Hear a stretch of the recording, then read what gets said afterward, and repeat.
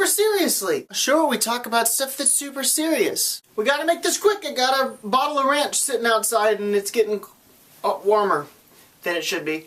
Let me check and make sure the door's closed. It is! Now, if you've been to the show once or twice or a couple dozen times, you know that we take things serious. And today's not a tidbit different. Because today we're talking about one of the most serious things that I ever did think of. Space! That's right, kids, today we're talking about the great beyond. The black wonder. The suction cup of Zeus. Space! Now, I think it goes without saying that space is pretty serious. But this is not a show where we go without saying. We say it. Now, when I was growing up as a young tailored soldier spy in Iowa, I didn't know that there was anything past the 4 acres that I lived on. I was told that the clouds were God's toots and the sun was God's veneers. But then one day at public school, one of my friends said that their dad was an astronaut. And I said, hey, wait a cold second, what's that? And they said, he explores space. And I said, wait another cold second, what's that? And they said the gigantic area that surrounds Earth. Now, for those of you who have never heard of space and you need a refresher course, here's what it is. Space is, and then all this, and when they get in the ship with the rockets ignited, the cha-chugga, and then they break through an invisible crust. Don't take your helmets off, it's like you're in water. And then we got the moon and the stars in Jupiter. See, but no one's ever really touched it. And so that's space. And there's a couple reasons why we should take it super seriously. Here are those reasons. It's a common saying that in space no one can hear you scream. For me, this is very scary. Mostly for the fact that I'm a screamer, and I know that even if nobody else can, I'll still hear me scream. I think that saying should be changed to, in space, you'll still hear yourself screaming.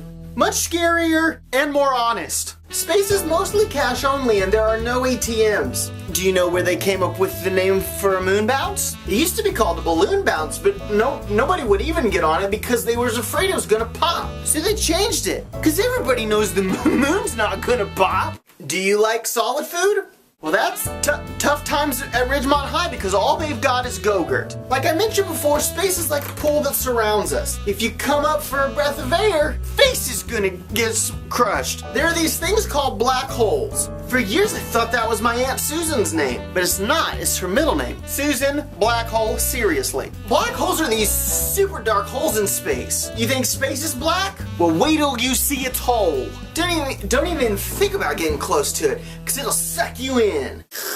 Maybe even take you to another dimension. But there are also some super good things about space. Have you ever seen the movie Sphere? Have you ever seen the movie Contact? Have you ever seen the movie Osmosis Jones? All great movies about space. Space is a great place to throw away our trash. One of my favorite television shows, Full House, their dog lives in space. You're running the show. What else? In space, everybody is weightless. So they float around in lines. If you ever want to really get space mad, get it on the phone with Texas. Space is always telling Houston that it's got a problem.